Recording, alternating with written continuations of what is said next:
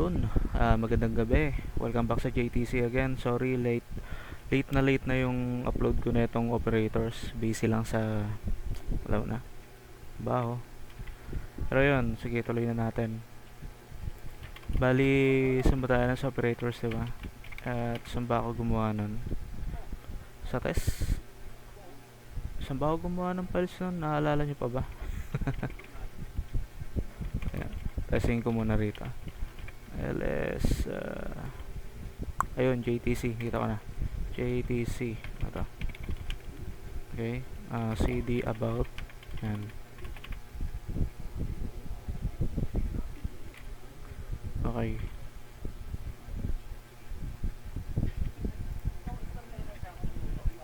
Bali, dito na lang din ako ulit gagawa. So, lakihan ko to konti. Ayan. Operators naman tayo ngayon. Operators. Yung operators, alam naman natin to. Siguro may iba dyan nakakaalam kung ano to. Tsaka, again disclaimer lang, di ako expert pagdating sa pagtuturo. Bago lang din ako sa gantong sa content, yung pagko-content yan. Tsaka, sa pagtuturo, di talaga ako marunong. Pero eto, hopefully, ito paano may matutunan kayo. Yung mga aspiring dyan na magde-dev or yung magpo-programming din. Okay, game. So, sa operators, meron tayong mga plus. Yung plus, yung, ano pa ba, minus. Dapat yata pa single line, no? Pa inline dapat. So, ulitin natin. Meron tayong plus, minus, ano pa ba? Divide. May divide, may remainder, modular, ano ba tawag nila dito? Nakalimutan ko yung tawag niya, parang modular something ata yan. Tapos, ayun, modulus, sorry. At saka yung ito, yung plus plus, nakalimutan ko kung ano yan. Tsaka yung minus minus. Simulan natin dito sa sa tawag dito sa plus o addition. Kung maalala nyo, di ba, nagtalakay tayo nung sa variable. Kung naalala nyo pa yun, yung cons, yung let, yung ganon, tsaka yung variable name. Tatandaan nyo palagi, ito yung variable, ito naman yung variable name. Tara, yun natin yun. So, dito gagawa tayo rito ng let lang muna. Let number 1, yan, gawin natin tong 10 halimbawa. So, ba't may number 1 na ba? Okay, sorry, comment na natin to, hindi na kailangan yan. Ayan, at saka let number 2, yan, halimbawa 5, ganyan, or 4, ayan. Pwedeng ganito, pwede rin ganito, yung nakakama, ayan. Tapos aalisin mo yung isang let. Ayan, pwede yung ganyan. Same pa rin yan. Pero, para kahit pa paano, medyo okay. Gawin na lang natin ganito. Ayan. So, again, pag kinonsolag natin to, console.log. Alam nyo na tong console.log, ilalag nyo yung data, diba?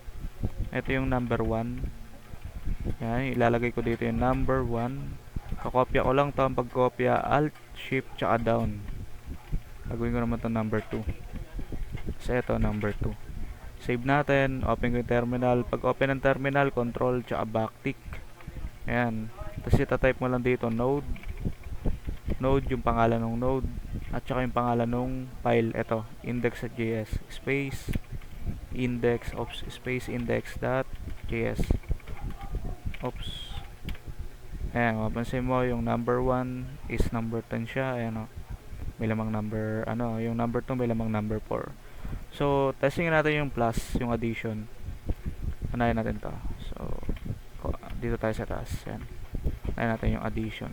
Oops. Baba ko muna tong terminal. Yan. Addition. Ito spelling. Yan. Sa addition, gagawin lang natin dito. Gawa pa tayo ng isang variable pangalan result.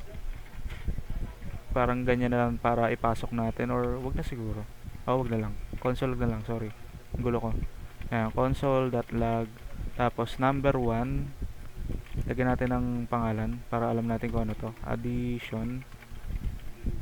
addition, and comma, tapos yung number 1 plus number 2. Ano sa tingin niyo yung answer? Tapos pag ano tayo, eto nga, maglalags. Ano natin to? Kung gusto niyo yung umangat, yung para ma-clear, click nyo lang yung control tapos letter L. Ayan. Pwedeng lagay mo clear or control L, pero nasa taas pa rin yan. Ayan. Parang bumaba lang. Anyways, node index.js. Oops, na-console ko ba? Di ko na save, sorry, my bad. Ayan.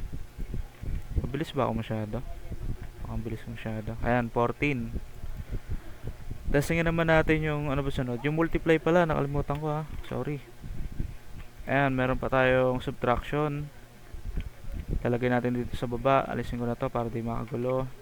Lagay natin dito subtraction. Subtraction. Console.log. Lagay natin dito is copyin ko na lang to. Ayan. Subtraction, tapos lagay mo ulit yung number 1. Sa loob ng number 1 may laman siyang value natin. Sa number 2 may laman na number 4. Inulit ko lang. Ayan. Tapos minus number 2. Again, pagka sinave mo yan, tapos inulit mo dito, pindutin mo na lang yung up arrow. Ayan, para di mo type, tapos enter. Oops, dalawa sila na console. Pero anyways, ayan. So 10 minus 4 equals 6, diba? So tama nga naman. Gawin naman natin yung multiplication. Multiplication. Oops, and then multiplication console.log. Again, copy multiplication number 1 multiply to number 2. Ano ba yan? 10 times 4. 40 ba yan? Save natin. Tingnan natin kung tama ako. Kaya 40. Tama naman ako. Ngayon yung divide naman. Kakopy na natin para mabilis. Copy. And sa ngayon nakakaantok pa to kasi puro ganito pa lang basics pa lang tayo napaka-importante kasi malaman talaga yung mga basic. Ito, papalitan ko na lang ha. Ayan, sundan nyo na lang control, tapos control C, tapos dito copy mo to, control B. Ayan, eto gawin lang natin to divide, palitan na natin. Ayan, again kapag nag-console log ulit tayo, ayan, mapansin mo 2.5, diba dapat hindi ganun yun, dapat 2 at saka 1, diba dapat ganun mangyayari nun. Pero dito kasi sa divide nila tama naman, dalawang 4 equals 8, tapos kalahati nung tawag dito, nung 2 or nung 4. Ayan, tama ba? Pero ayan, so gawin natin tong modular o yung modulus. Ito yung may remainder. Again, copy ulit, paste natin sa baba. Gawin natin dito is modulus or remainder. Ayan, copy natin to, lagay natin dito sa string, tapos gawin natin tong percent o yung modulus. Yan, save ko, then ulitin natin to, tingnan natin kung ano nakalagay. Ayan, may remainder 2. Tama nga naman kasi 'di ba? Dalawang 4 equals 8, may matitirang 2. So ayun, tama naman siya. As yung last natin ay ano to, plus plus. Yung plus plus kasi instead na ganito yung gawin mo, ano nga ulit yung tawag yun? May tawag dyan, nakalimutan ko na naman. Wait, ayun yung increment at saka decrement. Ito incremental to, ito decremental. Pero ayan, check natin kumbaga ito, yung number 2 meron siyang value na 5. So kung gusto natin siya madagdagan, usually ganito ginagawa natin, diba? Increment console.log. I mean, parang makukuha nyo na kung yung gagawin natin. Increment. Syempre yung gagawin natin ganito, number 2 plus 1, diba? Pwedeng ganon. So ano mangyari? Magiging 5 yan. Pero kaysa gawin mo yung ganito, pwede mo gawin is increment, parang ganito. So na yun, yung plus plus and gagawin mo, gaganto mo siya. Didikit mo dito sa number, ayan, bago matapos yung word na yan. Or after pala, sorry. Then plus plus, ayan. Gawa pa ako ng isang example, yung may plus 1. Plus 1. Tingnan natin kung pareho sila.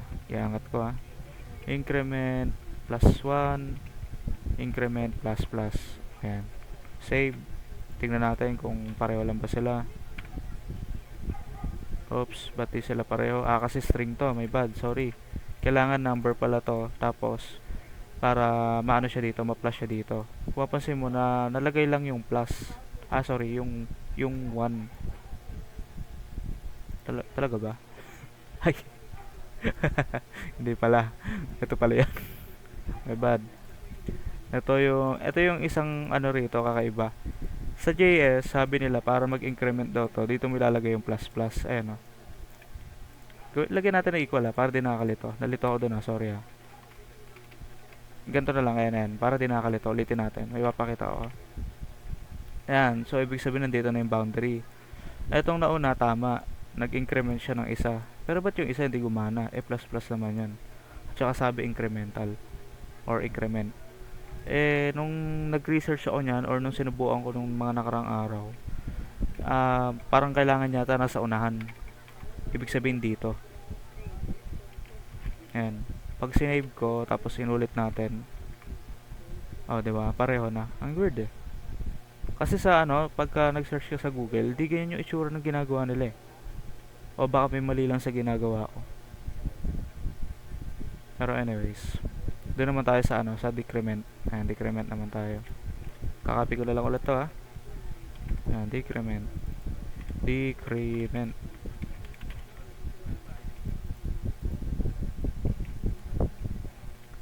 Decrement. Minus tayo, minus. Ayan. Tapos ito, minus 1. Tapos ito, minus 1. Ito, minus. Ayan. Save natin. Okay, same lang sila, diba? Parang gusto ko lagyan ng kasi isipin nyo kung halimbawa beginner pa rin ako, then pinapanood ko yung ganito. Parang nakakantok, diba? Parang nakakantok siya panoorin. I mean, goods to na malaman mo na ganito siya, okay, gumagana to. Kasi pwede kang makapag-isip paano kaya kung gumawa ko ng sarili kong calculator gawa sa gawa sa sa website. Ganon, 'di ba? Yung i-access mo siya dito sa Google, yung ganon. Oops, sorry Tapos, yun, yung mga ganon. Paano kung merong kunwari, merong magpe-pay ka kunwari, tas magpa-flash siya, yung mga ganon, diba? Naiisip mo yun. Pero kasi kung may kita mo, ganito lang siya. Paano yung actual? Siyempre, mapapaisip ka, saan ba ito nagagamit? Paano ba ito ginagamit? Paano ko ba siya magagamit sa mga ganon-ganon? Kaya mag-alala, papakita kong paano yan. Sa ngayon talaga, basic lang muna talaga tayo. Sa basic lang muna. Kasi makikita nyo pa yung mga ganito may if else, halimbawa, if number 1 is greater than halimbawa greater than 12, then gawa ka rito ng for example another console, or magtatawag ka ng function, magtatawag ka ng something na mag-execute, yung ganon. Basta pakita ko yan, gagawa tayo ng pagka nakuha nyo na yung mga part na to, pakita ko sa inyo lahat yan paano. So sa ngayon, ito muna yung maituturo ko pagdating sa ano ulit pangalan na ito, operator, sorry. Meron pa tong yung comparison, yung pangalan na ito. Ano ulit yun? Yung ganito, identical, tapos yung is equal or yung not equal, greater than, yung sinabi ko kanina, less than, at saka yung greater than equal, greater than, putik, ba't yung ganun? Nag-auto greater than equal, ayan, may ganyan pa. Siguro pakita ko na ba to? Sa next video na to. So ito lang ba sa i-recap lang natin So yung operators, meron tayong operators na plus, minus, multiplication, division, sorry. Ba't divide pala to? Saan yun? Ayan, divide, dapat division. Tapos increment at saka decrement. Tapos itong nakikita nyo let at saka yung number 1 saka yung value. Again, ito variable, ito naman variable name. At dinideclare mo lang siya yung let. Yung let kasi alam naman natin, nababago natin yung laman. For example, Sa una kong video or sa ikatlong video ba yun? Yung sa variable na topic. Kapag yung number 1, inassign mo ng bagong value, for example, 40, gagana yan. Kasi naka-let siya eh. Parang let change, ganun. Pero kung naka-cons yan, hindi yan po pwede kasi constant na yan. Kung ano yung nilagay mo rito, yun na siya. So, ayun, ginamit lang natin let. Although, pwede naman dapat cons kasi di naman natin binago. Pero yun, again, recap. Ito, variable. Ito naman, variable name. Ito naman ay, ang tawag ito? Value. Etong part na to, nakalimutan ko, identifier ba to? Nakalimutan ko ng tawag dito eh. So, yun, ang console log naman, ito yung isa sa paraan natin paano tayo nagde-debug kapag naging isa ka ng developer. Madalas mo itong gagamitin, console log. O kaya, sa ibang bagay, marami kang paggagamitan na ito sa totoo lang. Pero ayun, mas helpful siya pag gusto mo mag-debug ng isang bagay. Katulad na ito, nilalags mo yung, diba, nakita mo kanina doon sa may terminal. Nilalags natin kung ano yung plus niya, yung addition ni number 1, ni number 2, equals 14. Lagay natin dito, 14, ayan. Dito naman subtraction, 10 minus number 4 equals, syempre 6, diba? Multiplication naman, number 1, 10, multiply number 2, which is yung number 4, equals 40. Ngayon yung divide naman, yung number 1 is, gawin ko na lang 10 divide 4 equals, sabi kanina 2.5. Ang weird, pero yan yung sagot niya. Ito naman yung may remainder. Modular, ayan.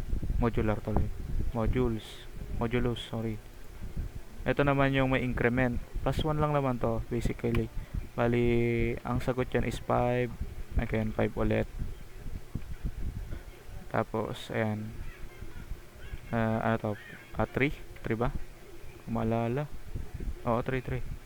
Ayan. Isipin nyo lang, lagi, tandaan nyo lang tong variable name na to. Isipin nyo isa siyang timba o lagayan. Tapos, ito yung mga laman nun. Ito namang let, identifier lang, parang identifier. Parang sinasabi mo kung anong klaseng timba to. Kung napapalitan ba siyang timba. Napapalitan ba yung laman ng timbang to? Hindi. Yung parang ganun. So, yun. Yun lang, hopefully, na may natutunan kayo dyan. Pag may tanong kayo, syempre, kayo may magtanong.